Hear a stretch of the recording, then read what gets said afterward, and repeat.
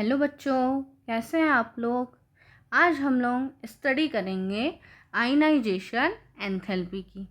ठीक है, तो चलिए स्टार्ट करते हैं। सबसे पहले आयनाइजेशन एंथैल्पी होती क्या है? क्या आप लोग जानते हैं आयनाइजेशन एंथैल्पी क्या होती है? चलिए मैं बताती हूँ। आयनाइजेशन एंथैल्पी जो है हमारे किसी भी एटम से उसके वैलेंस शेल से इलेक्ट्रॉन को रिमूव आउट करने के लिए जो भी मिनिमम एनर्जी रिक्वायर्ड होती है उसे हम क्या बोलते हैं? आयनाइजेशन एंथैल्पी, या फिर इसी को हम क्या बोलते हैं? Ionisation energy. एक और इसका नाम है, वो क्या है? Ionisation potential. ठीक है, तो इसके क्या है? तीन नाम है। या तो हम बोल दें आयनाइजेशन एंथैल्पी, या फिर आयनाइजेशन पोटेंशियल, और या फिर आयनाइजेशन एनर्जी। तो हमें कंफ्यूज बिल्कुल नहीं होना है। कहीं पे भी ये तीनों में से जो भी नाम मिले तो हमें समझ जाना है कि किसकी बात हो रही है? आयनाइजेशन एंथैल्पी की बात हो रही है। ठीक है, तो इसके नाम क्या लिख सकते हैं? आयनाइजेशन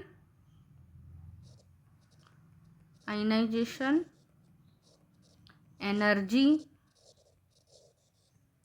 या फिर हम क्या बोल सकते हैं? Ionisation potential.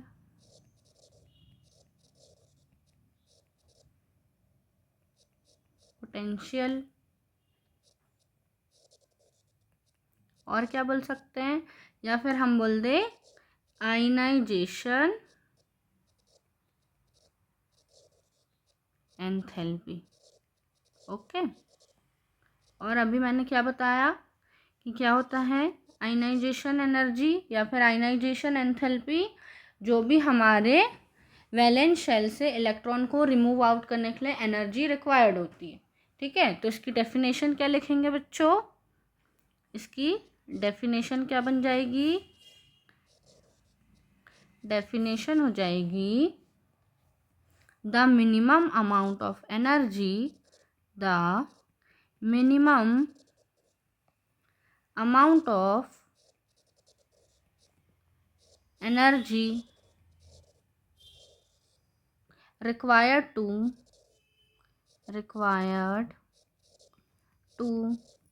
remove out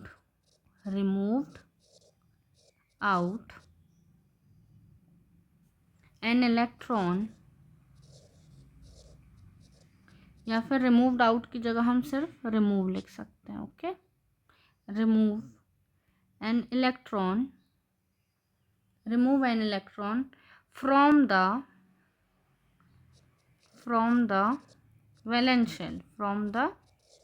valence shell, ठीक है,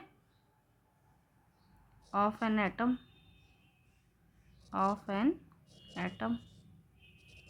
is called आयनाइजेशन। हर बार स्पेलिंग रॉन्ग हो रही है। Ionisation energy. Is that clear? और इसको हम डिनोट किससे करते हैं, है ना?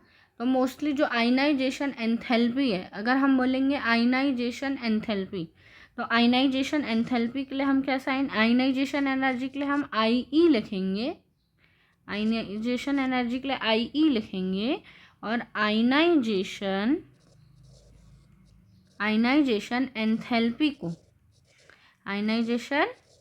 एंथैल्पी को हम डेल आई एच नॉट से रिप्रेजेंट करेंगे। ज़ीरो जो लिखा रहता है उसको एक्चुअल में नॉट पढ़ते हैं, ये पता है ना?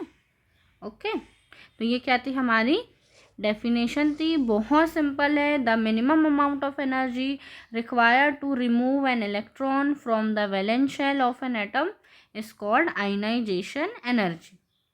ठीक है, इससे क्या होता है, अब जो हमारा रिमूव आउट हो गया इलेक्ट्रॉन, इसके रिजल्ट में क्या बनता है बच्चों, है ना? तो इसके रिजल्ट में क्या होता है कि फॉर्मेशन होता है पॉजिटिव आयन का। As a result formation of क्या बनेगा? पॉजिटिव आयन, किसका फॉर्मेशन होता है, एज अ रिजल्ट फॉर्मेशन हो जाएगा हमारा किसका, पॉजिटिव आयन का। ये बात भी आपको याद रखनी है ना। आफ्टर आयनाइजेशन एनर्जी के किसका फॉर्मेशन होता है, तो पॉजिटिव आयन का। ये देखो जैसे सपोज ये M है ना, इससे क्या किया हमने, एक इलेक्ट्रॉन रिमूव आउट किया तो ये पॉजिटिव आ गया। हमें पता है जब इलेक्ट्रॉन निकलता है तो उसमें पॉजिटिव कैटायन बनता है, और जब वो गेन करता है तो एनायन बनता है। जब गेन करेगा तो नेगेटिव चार्ज, और जब डोनेट करेगा तो पॉजिटिव चार्ज। ठीक है, तो ये स्पीशीज़ बनती है ना, याद रखना। ओके, उसके बाद हमने देखा कि जब भी हम क्या कर रहे हैं, इलेक्ट्रॉन को बाहर निकाल रहे हैं, रिमूव कर रहे हैं, तो हमेशा हमें क्या होता है, क्या चाहिए रहती है, एनर्जी चाहिए रहती है ना। क्या चाहिए, हमेशा ऑलवेज हमें एनर्जी रिक्वायर्ड रहती है। इसीलिए जो हमारी आयनाइजेशन एंथैल्पी होती है वो बच्चों ऑलवेज पॉजिटिव होती है। ठीक है, तो जो हमारी आयनाइजेशन एंथैल्पी होगी वो ऑलवेज क्या होगी, हमारी आयनाइजेशन एंथैल्पी पॉजिटिव होगी, इज़ ऑलवेज पॉजिटिव। यही बात याद रखना, इसकी वैल्यू कभी भी नेगेटिव नहीं होगी। क्यों नहीं होगी नेगेटिव, क्योंकि हमें हमेशा इलेक्ट्रॉन एनर्जी चाहिए ना, इसीलिए। ओके, इतनी बात समझ में आई। अब क्या करते हैं, जैसे जैसे हम इंक्रीजिंग ऑर्डर में जाते हैं कि इलेक्ट्रॉन, अब हमें पता है, यहाँ पे एक मैं स्ट्रक्चर बना के बताती हूँ ऑर्बिटल का। देखो यहाँ पे मैंने एक ऑर्बिटल बनाया है जैसे एटम का स्ट्रक्चर। तो यहाँ पे पता है आपको सबसे अंदर क्या है, न्यूक्लियस है। ठीक है, अब यहाँ पे आप देखोगे कि ये क्या है, ये हमारा वैलेंस शेल होता है। ये क्या होता है, हमारा सबसे लास्ट वाला जो शेल होता है, हमें पता है उसे हम क्या बोलते हैं, वैलेंस शेल बोलते हैं। और वैलेंस शेल में क्या होता है, जो हमारा ये वैलेंस शेल है, वैलेंस शेल में जो इलेक्ट्रॉन प्रेजेंट होता है उसे हम क्या बोल देते हैं, वैलेंस इलेक्ट्रॉन बोलते हैं। ये बात तो हमें पता ही है कि वैलेंस शेल में जो इलेक्ट्रॉन है वैलेंस इलेक्ट्रॉन होता है। अब हमने क्या करे, इस इलेक्ट्रॉन को हमें रिमूव आउट करना है, तो हमने यहाँ से एनर्जी दिया। क्या किया हमने, यहाँ एनर्जी दिया, तो ये वाला इलेक्ट्रॉन क्या हुआ, रिमूव आउट हो गया। अब हम जैसे जैसे अंदर सब शेल में जाते जाते हैं, ठीक है, क्या होगा, जैसे जैसे हम अंदर और जाते जाते हैं तो क्या होगा, हमें ज़्यादा एनर्जी रिक्वायर्ड होगी। क्यों, क्योंकि ये जो न्यूक्लियस के पास वाले इलेक्ट्रॉन हैं वो क्या है, वो ज़्यादा अट्रैक्शन है उनका, न्यूक्लियस से क्या है, ज़्यादा अट्रैक्शन है। तो वो क्या है, ज़्यादा मजबूती से हेल्ड रहते हैं, ज़्यादा टाइटली वो इलेक्ट्रॉन हेल्ड रहते हैं। तो इसीलिए वो न्यूक्लियस से ज़्यादा पास हैं, उन्हें न्यूक्लियस को ज़्यादा टाइट से पकड़ा हुआ है। तो हमें क्या चाहिए, ज़्यादा एनर्जी भी चाहिए उनको बाहर निकालने के लिए। तो इसीलिए जैसे जैसे हम अंदर जाते जाएंगे सब शेल में, यहाँ फर्स्ट से नेक्स्ट, मतलब हमें पता है KLMN शेल होता है, तो जैसे जैसे हम अंदर जाते जाएंगे तो हमें मोर एनर्जी रिक्वायर्ड रहेगी इन इलेक्ट्रॉन को रिमूव आउट करने के लिए। ठीक है, तो क्या होता है कि जैसे जैसे हम सक्सेसिव इलेक्ट्रॉन की तरफ मूव करते हैं तो हमें आयनाइजेशन एंथैल्पी भी क्या चाहिए रहती है, ज़्यादा चाहिए रहती है ना, इलेक्ट्रॉन को रिमूव आउट करने के लिए। क्यों, क्योंकि वो न्यूक्लियस से ज़्यादा टाइटली क्लोज रहते हैं और वो उनको ज़्यादा टाइटली पकड़े हुए रहते हैं। ठीक है, इसीलिए जैसे जैसे सक्सेसिव इलेक्ट्रॉन में जाते हैं वो क्या होता है, मोर डिफ़िकल्ट हो जाता है। इसीलिए जो सक्सेसिव आयनाइजेशन एंथैल्पी होती है go on increasing. Successive ionization, ये बात हम लिखेंगे कि जो हमारी सक्सेसिव आयनाइजेशन एनर्जी या एंथैल्पी होती है वो कैसी होती है, ज़्यादा होती है, इंक्रीजिंग ऑर्डर में रहती है। सक्सेसिव आयनाइजेशन एंथैल्पी,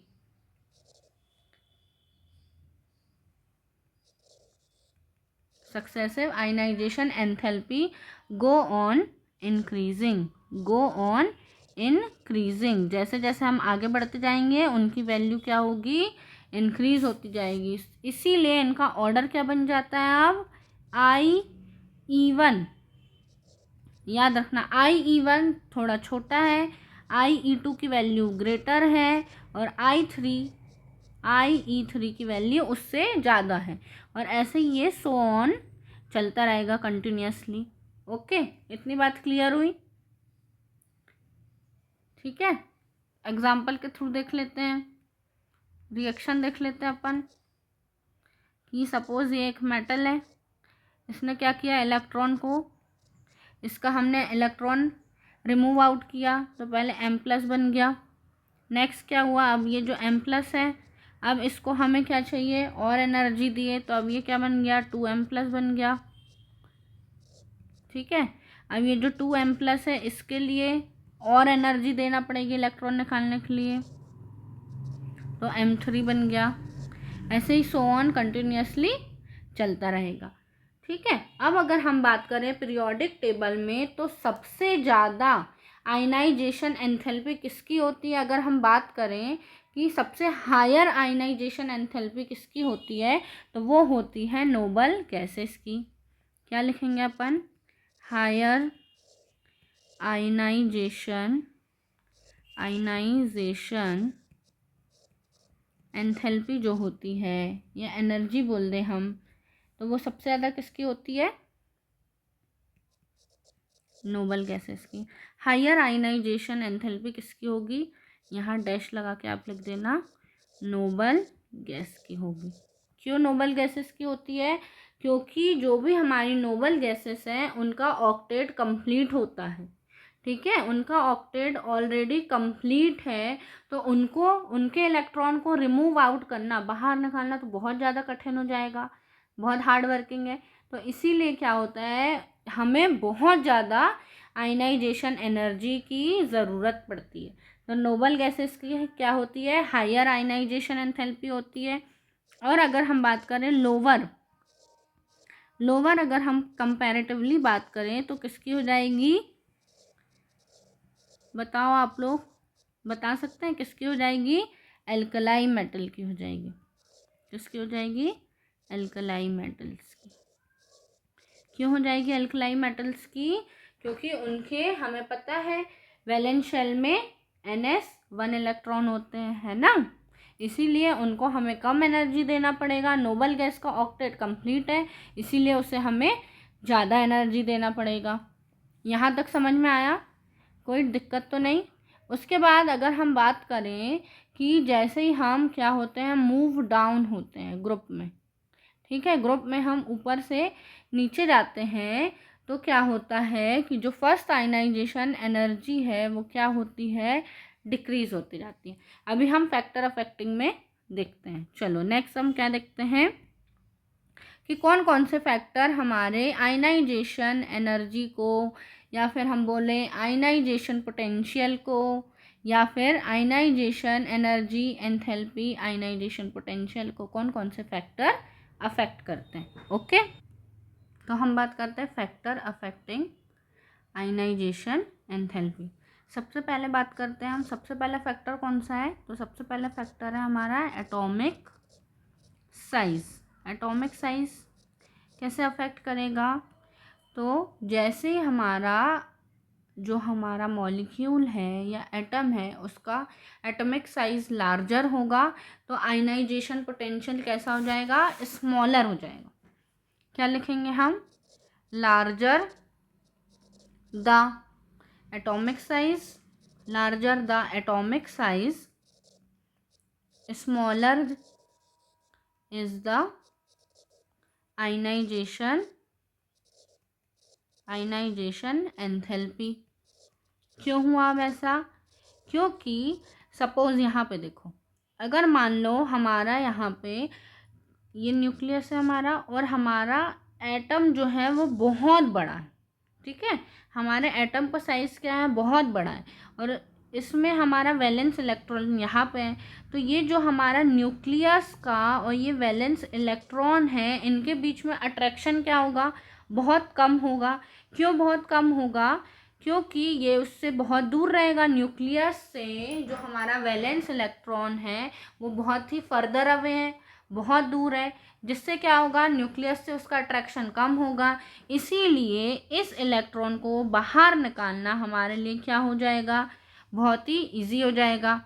अगर हम कंपेयर करें छोटे एटम की, ठीक है, ये हमारा छोटा सा एटम है और इसमें क्या है, हमारा वैलेंस इलेक्ट्रॉन यहाँ है, तो इसका न्यूक्लियस से क्या है, स्मॉल साइज रहेगा, तो न्यूक्लियस से अट्रैक्शन उसका ज़्यादा रहेगा, ठीक है, और बिगर साइज रहेगा, बड़ा रहेगा अगर हमारा एटम, तो वैलेंस इलेक्ट्रॉन का जो न्यूक्लियस के साइड जो अट्रैक्शन है वो कम हो जाएगा। तो इसीलिए बिग साइज के एटम में इलेक्ट्रॉन को रिमूव आउट करना इजी होता है as compare to smaller atom, ठीक है। इतनी बात समझ में आई।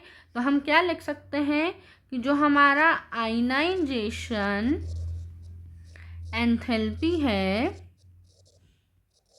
वो क्या होती है, इन्वर्सली प्रोपोर्शनल हो जाएगी हमारे किसके, एटॉमिक साइज के, कि जैसे जैसे एटॉमिक साइज बढ़ेगा आयनाइजेशन एंथैल्पी कम होगी, जितना स्मॉलर एटॉमिक साइज रहेगा उतनी ज़्यादा आयनाइजेशन एंथैल्पी होगी। इसीलिए ये क्या है, इन्वर्सली प्रोपोर्शनल है।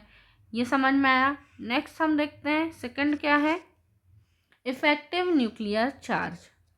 सेकंड क्या होगा हमारा, effective nuclear charge. Effective nuclear charge को हम ZeFF से भी डिनोट करते हैं। अब ये क्या होता है, तो हमारा जो भी आयनाइजेशन पोटेंशियल है या आयनाइजेशन एंथैल्पी है वो इंक्रीज होगा with the increase in nuclear charge between outer most electron and nucleus. जो भी आउटर मोस्ट इलेक्ट्रॉन और न्यूक्लियस है उसके बीच में जो भी चार्ज है अगर वो इंक्रीज होगा तो आयनाइजेशन एंथैल्पी भी इंक्रीज होगी, ठीक है। तो इसको मैं शॉर्ट में लिख देती हूँ क्या, कि आयनाइजेशन एंथैल्पी इन्वर्सली प्रोपोर्शनल है किसके, इफेक्टिव न्यूक्लियर चार्ज के। जैसे इफेक्टिव न्यूक्लियर चार्ज बढ़ेगा तो आयनाइजेशन एंथैल्पी भी बढ़ेगी, ठीक है। ये समझ में आया। थर्ड क्या है, थर्ड है हमारा पेनिट्रेशन पावर ऑफ सबसेल। क्या है, पेनिट्रेशन, इसे अच्छे से लिखते हैं। पेनिट्रेशन पावर क्या होती है, पेनिट्रेशन पावर मीन्स होता है कि वो कैसे कितना अंदर तक पेनिट्रेट कर रहा है ना। Penetration power of subshell, penetration power of subshell. तो अगर हम बात करें, सपोज ये हमारा न्यूक्लियस है, हमें पता है सबसे अंदर कौन सा रहता है, S रहता है, फिर P, फिर D, फिर F, है ना। इसका नाम दे दिया हमने S, P, D, एक और बनाते हैं F।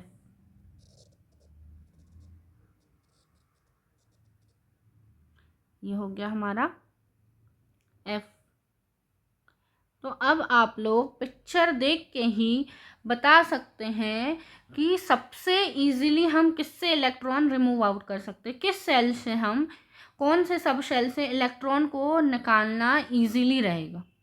तो हम देख के ही बता सकते हैं कि सबसे इजीली हम किससे, F से इलेक्ट्रॉन निकाल सकते हैं क्योंकि वो बाहर है, सबसे ज़्यादा कम एनर्जी लगेगी। फिर D के लिए लगेगी, देन P के लिए, और सबसे ज़्यादा किसके लिए लगेगी, S ऑर्बिटल के लिए। क्यों लगेगी S ऑर्बिटल के लिए, क्योंकि ये जो S ऑर्बिटल है हमारा वो न्यूक्लियस के बिल्कुल पास में है ना। तो अट्रैक्शन जो है, फोर्स ऑफ अट्रैक्शन जो रहता है न्यूक्लियस और S ऑर्बिटल का बहुत ज़्यादा रहता है, ठीक है। तो वहाँ से इलेक्ट्रॉन को रिमूव आउट करना हमारे लिए बहुत कठिन है एज़ कम्पेयर टू PDF से।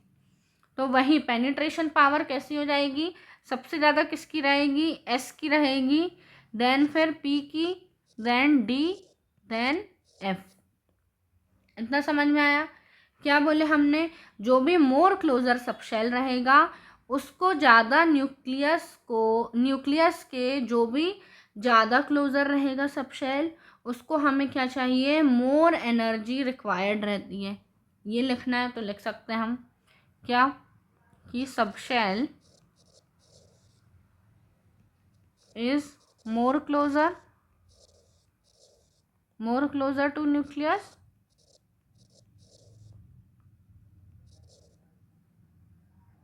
सो मोर एनर्जी रिक्वायर्ड, है ना। जो न्यूक्लियस के ज़्यादा पास रहेगा उसको ज़्यादा एनर्जी चाहिए, तो सबसे ज़्यादा एनर्जी किसको चाहिए, एस को चाहिए। फिर पी डी एफ ये किसके लिए होता है, अगर ये हम देखें तो मोस्टली ये फर्स्ट आयनाइजेशन पोटेंशियल के लिए ही होता है। इसको एग्जाम्पल के थ्रू एक और देखते हैं हम कि जो हमारा बेरिलियम है और बोरॉन है, इनका कंपैरिजन करें तो बेरिलियम का जो होता है कॉन्फ़िगरेशन 1s2 2s2, और बोरॉन के लिए होगा 1s2 2s2 2p1।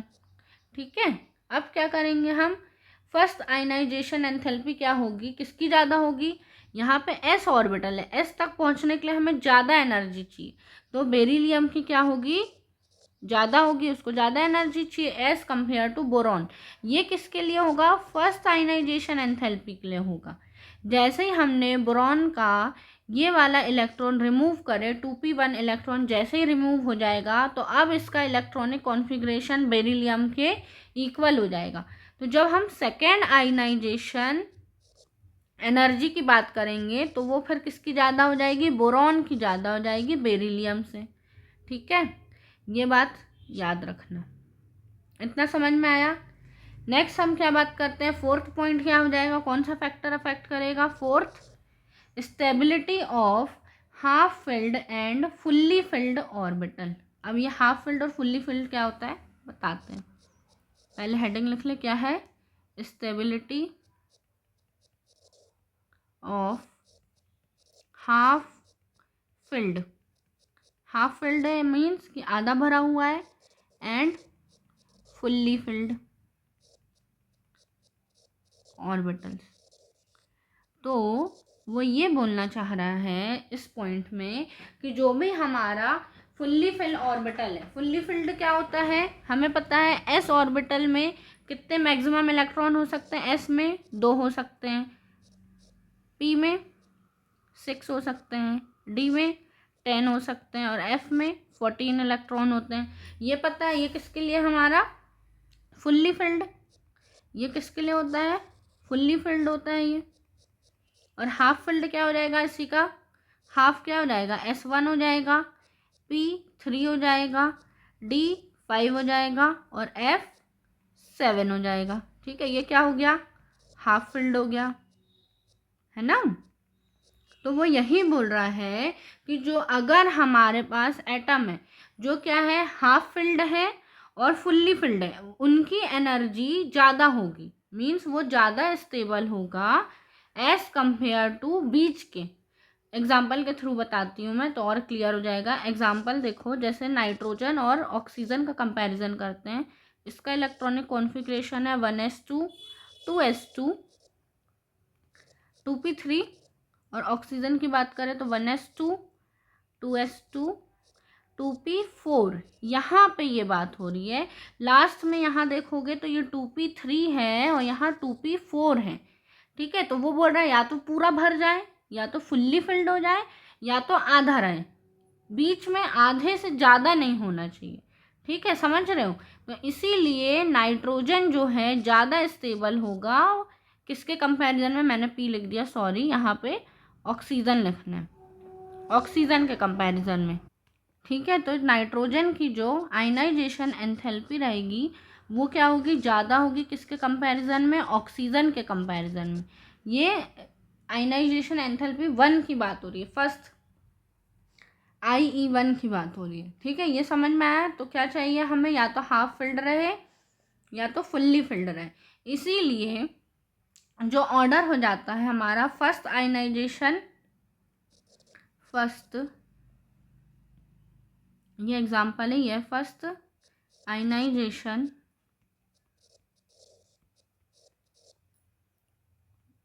एंथैल्पी जो है हमारी, ये ऐसी हो जाती है Na का स्मॉल हो जाएगा एल्यूमिनियम, फिर Mg।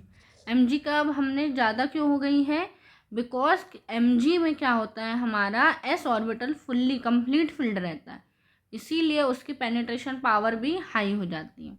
और एल्यूमिनियम में क्या हो जाता है, p रहता है, p ऑर्बिटल, ठीक है, तो वो क्या रहेगा, हाफ थोड़ा कम रहेगा, इसीलिए Mg की यहाँ पे आयनाइजेशन एंथैल्पी जो है ज़्यादा है। ये समझ में आया। नेक्स्ट हम बात करते हैं ऑक्सीडेशन पोटेंशियल, ऑक्सीडेशन स्टेट की। तो ऑक्सीडेशन जो स्टेट है हमारी, वो क्या होती है, डायरेक्टली प्रोपोर्शनल रहेगी आयनाइजेशन एंथैल्पी के।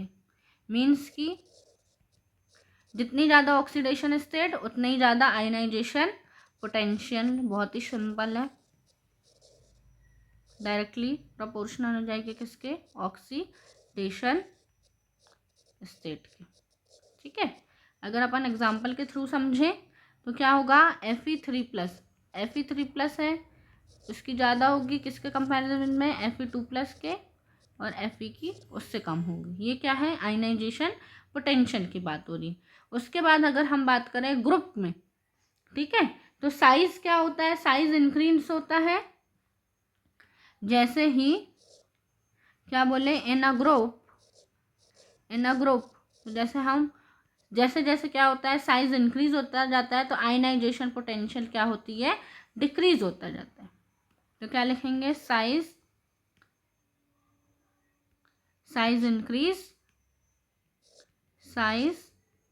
Increases and ionization enthalpy decreases. ठीक है, बहुत सिंपल है ये तो। आयनाइजेशन एंथैल्पी क्या होगी, डिक्रीज होते जाएगी।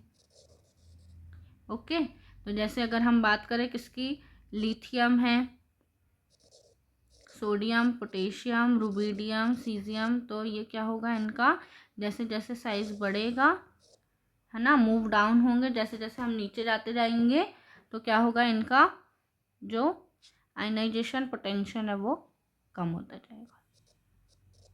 ओके, यहाँ तक समझ में आया। उसके बाद नेक्स्ट हम बात कर लेते हैं इन अ पीरियड। 7th पॉइंट क्या देखेंगे हम, इन अ पीरियड। अब जब हम लेफ्ट टू राइट जाते हैं, ठीक है, तो क्या होगा, in a period atomic size decrease होगा। तो क्या होगा, जो हमारा क्या है, न्यूक्लियर इफेक्टिव न्यूक्लियर चार्ज है वो इंक्रीज होगा, और हमारा जो भी इलेक्ट्रॉन है उसको रिमूवल आउट करना भी डिफ़िकल्ट हो जाएगा, इसलिए आयनाइजेशन पोटेंशियल भी इंक्रीज हो जाएगी। मींस कहने का मतलब सिर्फ इतना सा है कि एटॉमिक साइज डिक्रीज होगा, ZeEF की वैल्यू इंक्रीज होगी, और आयनाइजेशन पोटेंशियल भी इंक्रीज होगा। ठीक है, तो हम क्या लिखेंगे, एटॉमिक साइज डिक्रीज होगा जैसे ही हम कहाँ जाएंगे, लेफ़्ट टू राइट जाएंगे, और ZeFF की वैल्यू क्या हुई, इंक्रीज हुई। और हमें पता है इफेक्टिव न्यूक्लियर चार्ज इंक्रीज होता है तो आयनाइजेशन पोटेंशियल जो है वो भी क्या होता है, इंक्रीज होता है, और जो हमारी आयनाइजेशन एंथैल्पी है वो क्या होगी, इंक्रीज हो जाएगी। ओके, तो इसका ऑर्डर कैसा हो जाएगा, ये lithium, beryllium, boron, carbon, nitrogen, oxygen, fluorine, neon, यही होता है लेफ़्ट टू राइट पीरियड में। तो साइज जो हमारा साइज होता है ऐसा ही होता है, तो इसका ऑर्डर कैसा हो जाएगा, इसका ऑर्डर लिथियम सबसे छोटा, फिर बेरिलियम, फिर बोरॉन की, फिर कार्बन, फिर ऑक्सीजन की नहीं, अब यहाँ पे पहले ऑक्सीजन की आ जाएगी, क्योंकि मैंने अभी बताया था नाइट्रोजन की ज़्यादा होती है आयनाइजेशन एंथैल्पी ऑक्सीजन के कंपैरिजन में, फिर फ्लोरीन, फिर देन नियॉन। तो ये क्या हो जाएगा, इसका ऑर्डर हो जाएगा। तो आज हमने ये बात की आयनाइजेशन एंथैल्पी की। आई होप आपको वीडियो अच्छा लगा होगा, ये वीडियो आपकी स्टडी में हेल्पफुल होगा। ओके, तो आप इसे लाइक करना ना भूलें। Okay, thank you.